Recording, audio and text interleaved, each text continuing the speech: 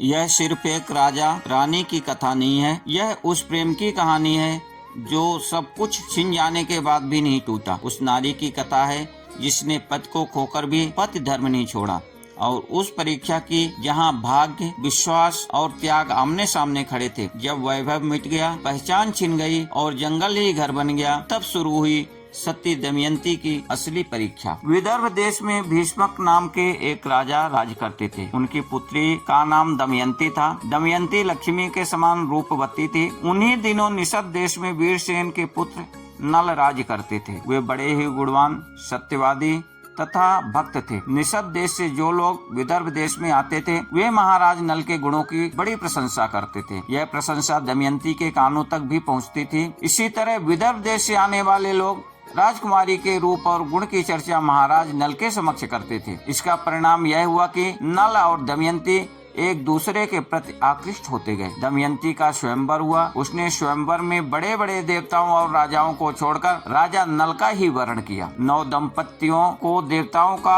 आशीर्वाद प्राप्त हुआ। दमयंती निषद नरेश राजा नल की महारानी बनी। दोनों बड़े सुख से समय बिताने लगे। दमयंती पतिव्रताओं में से शिरोमणि थी। अभिमान तो उसे छू भी ना सका था। समयानुसार दमयंती के गर्भ से एक पुत्र और एक कन्या का जन्म हुआ। दोनों बच्चे माता पिता के अनुरूपी सुंदर रूप और गुण से संपन्न थे। समय सदा एक सा नहीं रहता, दुख सुख का चक्र निरंतर चलता ही रहता है। वैसे तो महाराज नल गुणवान, धर्मात्मा तथा पुण्य श्लोक थे, किंतु उनमें एक दोष था, जुए का व्यसन था। नल के एक भाई का नाम पुष्कर था। वह नल से अलग रहता था। उसने उन्हें जुए के लिए आमंत्रित किया। खेल आरंभ हुआ। भाग्य प्रतिकूल था। नल हारने लगे। सोना, चांदी, रथ, वाहन, राजपाट सब हाथ से निकल गया। महारानी दमयंती ने प्रतिकूल समय जानकर अपने दोनों बच्चों को विदर्भ देश की राजधानी कुंडिनपुर भेज दिया। इधर नल जुए में अपना सर्वस्व हार गए। उन्होंने अपने शरीर के सारे वस्त्र आभूषण उतार दिए। केवल एक वस्त्र पहनकर नगर से बाहर निकले। दमयंती ने भी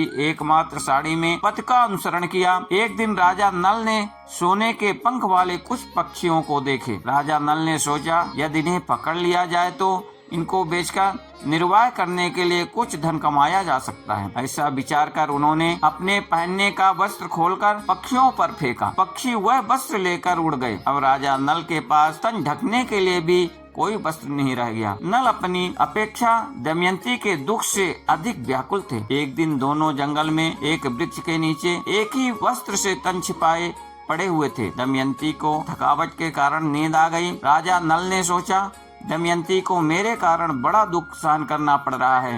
यदि मैं इसे इसी अवस्था में यहीं छोड़कर चला जाऊं तो यह किसी तरह अपने पिता के पास पहुंच जाएगी। यह विचार कर उन्होंने तलवार से उसकी आधी साड़ी को काट लिया और उसी से अपना तन ढककर तथा दमयंती को उसी अवस्था में छोड़कर वे चल दिए। जब दमयंती की नींद टूटे तो बेचारी अपने को अकेली पाकर करुण विलाप करने लगी। भूख और प्यास से व्याकुल होकर वह अचानक एक अजगर के पास चली गई और अजगर उसे निगलने लगा। दमयंती की चीख सुनकर एक व्याध ने उसे अजगर का ग्रास होने से बचाया, किंतु वह व्याध स्वभाव से दुष्ट था। उसने दमयंती के सौंदर्य पर मुग्ध होकर उसे अपनी काम पिपासा का शिकार बनाना चाहा। दमयंती उसे शाप देते हुए कहा, यदि मैंने अपने पति राजा नल को छोड़कर किसी अन्य पुरुष का चिंतन नहीं किया हो तो इस पापी व्याध के जीवन का अभी अंत हो जाए।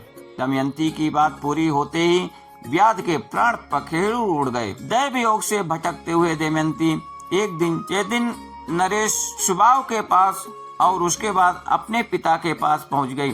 अंततः दमयंती के सतीत्व के प्रभाव से एक दिन महाराज नल के दुखों का भी अंत हो गया। दोनों का पुनर्मिलन हुआ और राजा नल को उनका राज्य भी वापस मिल गया।